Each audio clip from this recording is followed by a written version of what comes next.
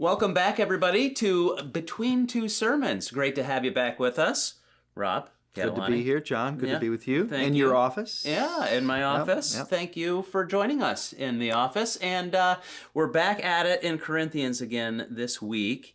You probably are breathing a little bit of sigh of relief to be beyond it's over? beyond the sex other and part. relationships Yeah. side of things. Yeah. So you got that in the rearview mirror. Yeah. And now, we kind of thought it would be a little bit easier going into this rights and freedoms or passage section. Yeah. But actually, as I've been thinking about it, this is just as tough as talking about sex. It's just sex. as tough to talk about it, explain it, apply it. Yeah.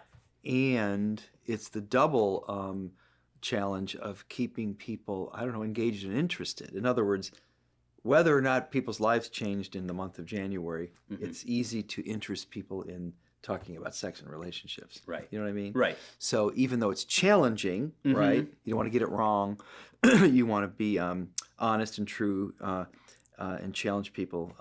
At least it's interesting. Right. Yeah. So I think here, to your point, I don't know that I've ever taught. I said I'd never remember teaching at least those four chapters or 3, 5, 6, and 7 and on those topics in January. I don't know that I've done. I'm sure I've touched here and there in a topical way, but that I've gone through chapters 8, 9, and 10 because these are both I don't know if nuance is the right word. There's a certain discretion. Mm-hmm. There's a sense of really thinking hard about your faith in ways that we don't always think about them, and they're so individualized. Yes. See, morality is true for all of us. If adultery is wrong, it's always wrong. That's a sermon you can give, or stealing, or being envious. Yeah. But when it comes to these topics, it takes a little more discretion. It's really about how we exercise our freedoms,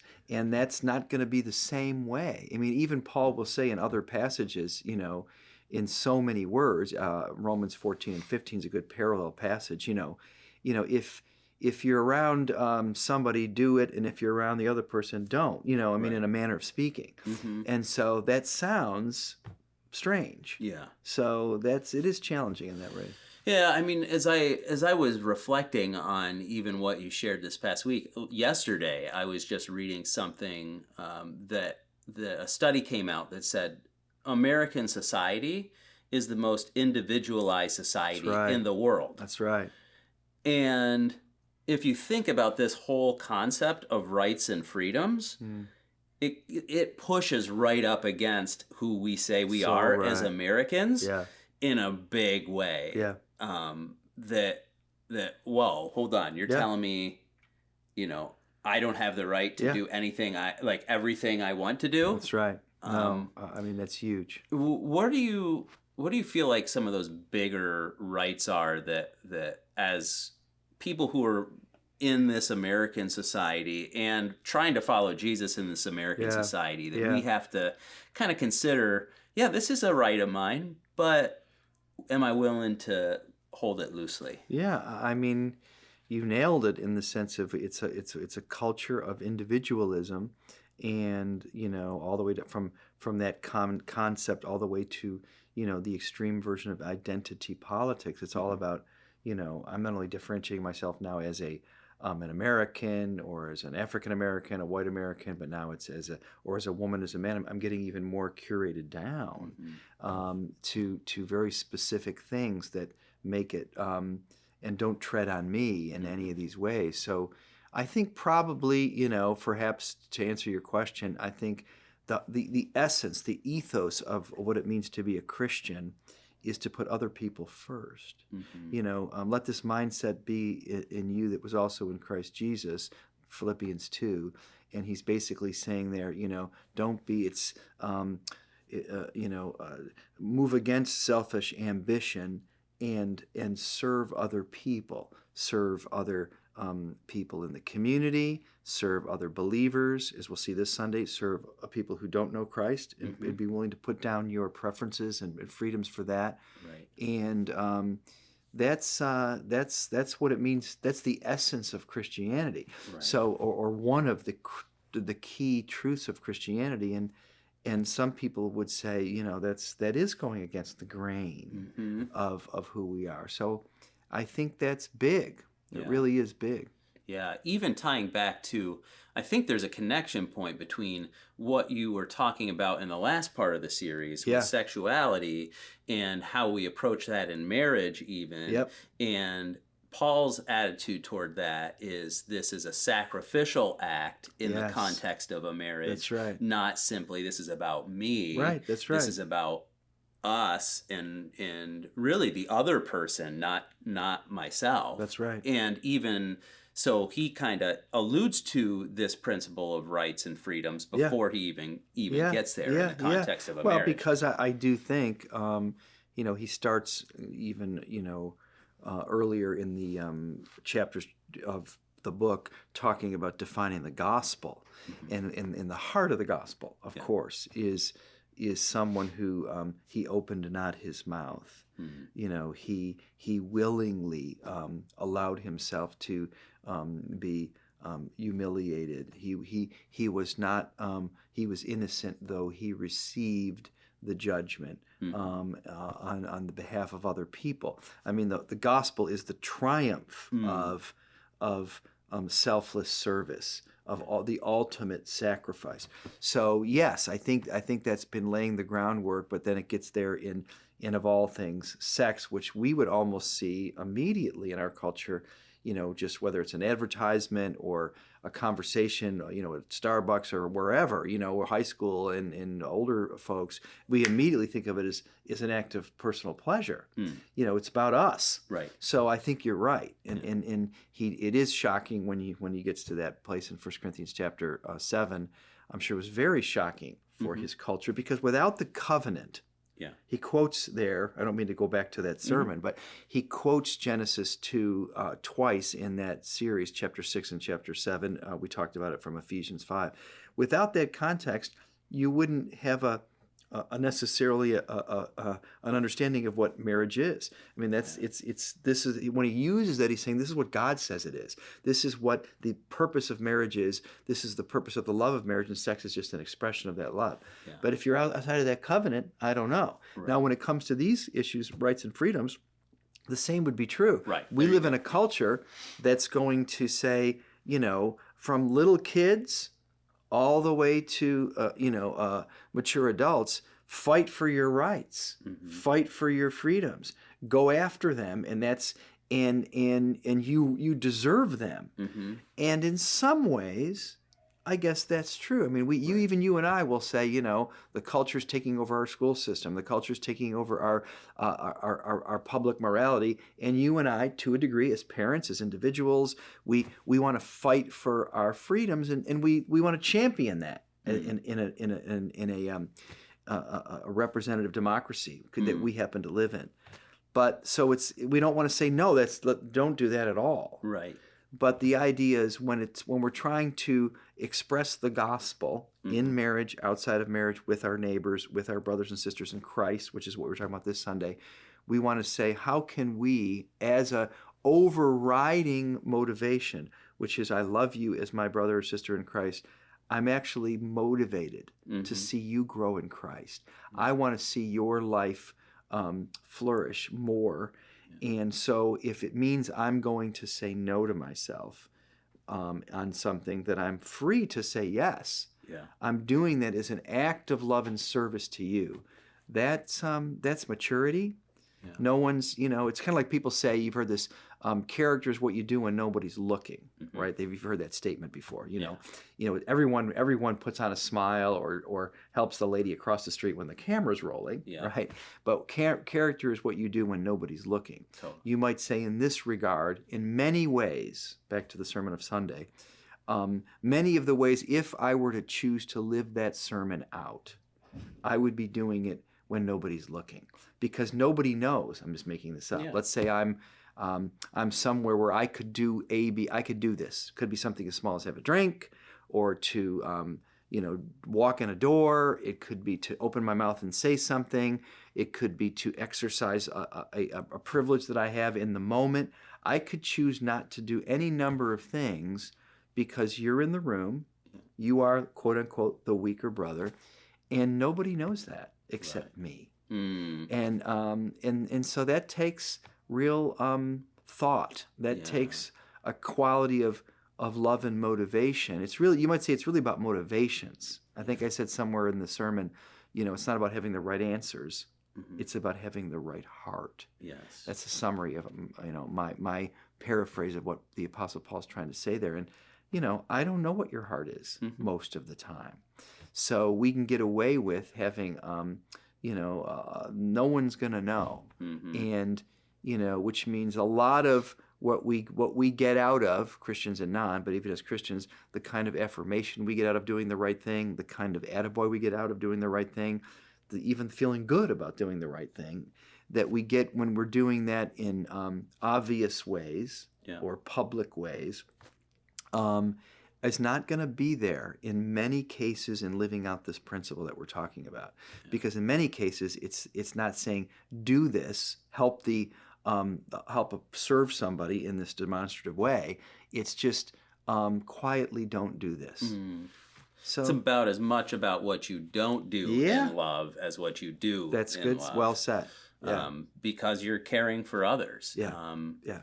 And man, as I think about it and just reflect on it, holy cow, we have been through a season as a collective society where I think that individualism has been tested Yeah. kind of to the utmost. Good point. Yeah.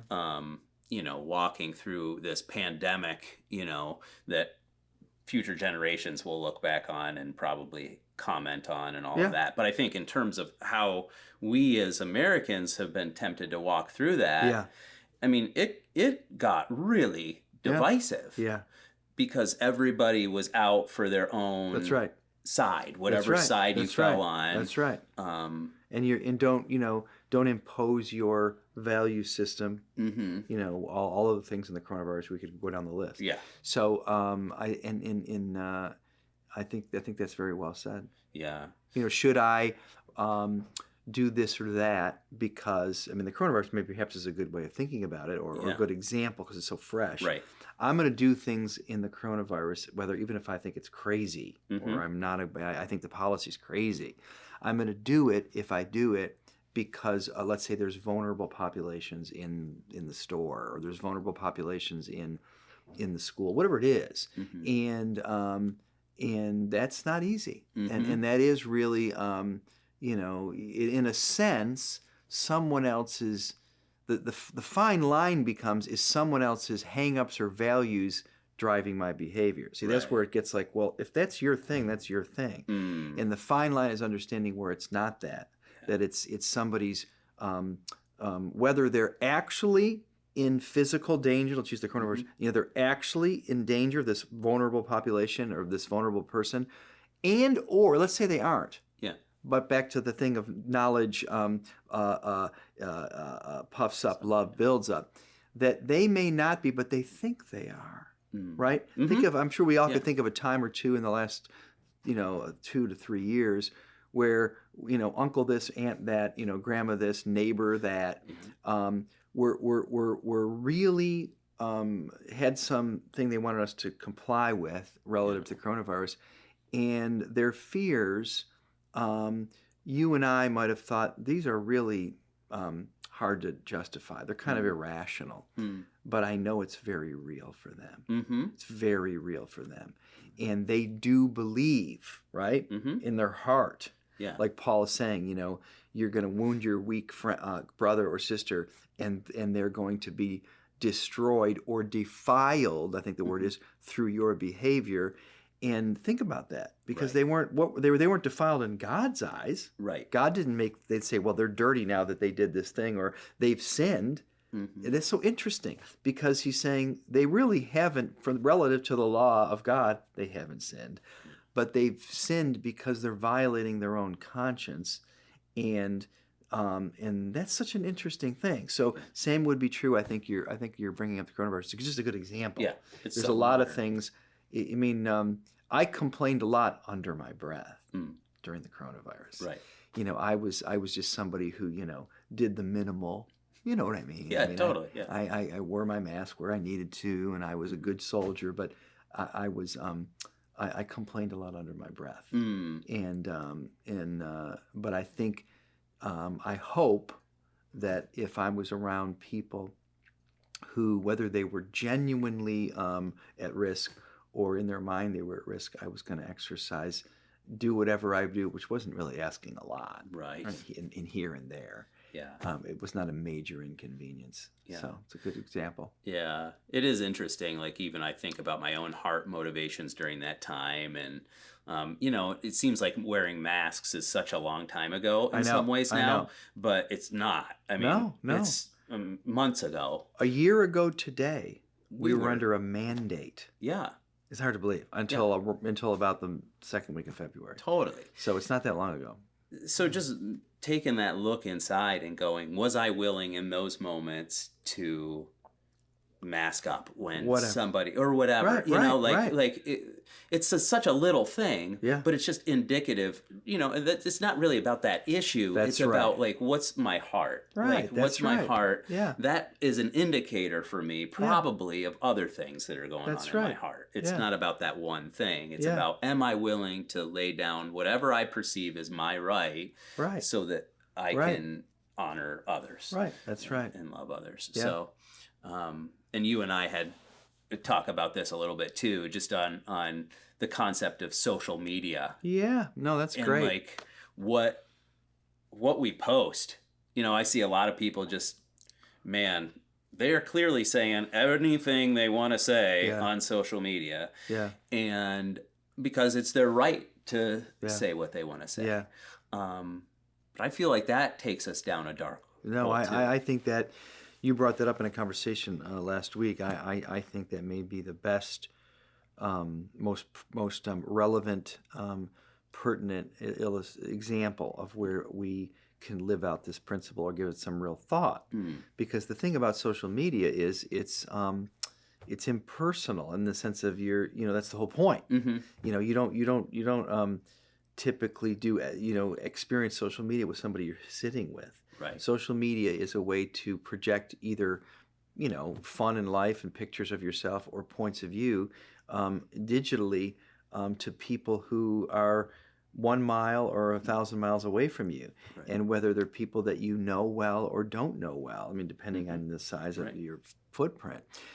So that's huge. And people have, I would say on the whole, I'm no expert, I'm no deep dive social media person, but I would say on the whole, it's probably been there's probably so many goods that come out of all that, but it's been more cause for a division among people and families and friends is anything because of that reason. There are things that I would say to you in an email or on a social media post that I would probably not say to you in person. So whether you're my brother or you're my friend or you're my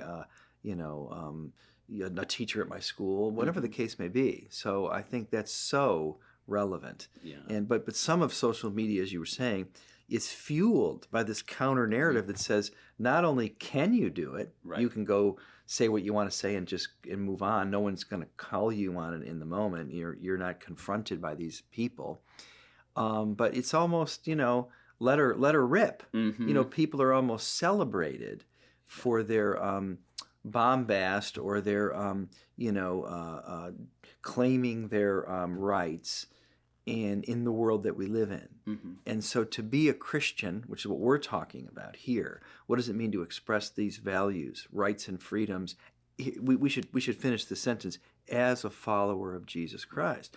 I wouldn't expect people who are not followers of Jesus. Some will do it because that's their value system, but many people would not do it. Many people would not give up the seat on the bus, so to speak, or not give up, whatever it is, whatever it is they're giving up, their right or their preference to do something, to say something, to go somewhere because of how someone else is going to feel about it. I don't mean people pleasing, but how it may, in the case of the context of 1 Corinthians 8, 9, and 10, how it's going to impact the spiritual well-being of someone who's in the family of God, so to speak. So these are things that we have to really have to become values for us, Mhm. and they are sacrifices. Yeah. And some are not so big, like we were talking about wearing a mask, but others are. Mhm. Others are big, Yeah. and we just need to think about whether or not we're willing to do that. Yeah. Yeah. What a great challenge for us as a church, for us to be those kind of people. Yeah. And so thanks for bringing that to the light for us. And I'm looking forward to hearing, what else you bring out of these we'll passages. see. Yeah, we'll see. I mean, where we're headed next week is Yeah. the same idea with people who are not yet Christians. Our friends out in the world. Yeah. We have the same principle applies. Yeah. What might get in the way between me sharing my faith with my community, non Christians or not yet to be Christians, friends. Am I willing to put down those things that are so important to me, so that I can get a hearing? Same idea. That's Yeah. beautiful. That's a worthy discussion too. Yeah. So thanks, Rob. Appreciate your time. Thanks for stopping by. And thank you all for stopping by as well. Great to see you again here. And hopefully we'll see you on church on Sunday. Take care.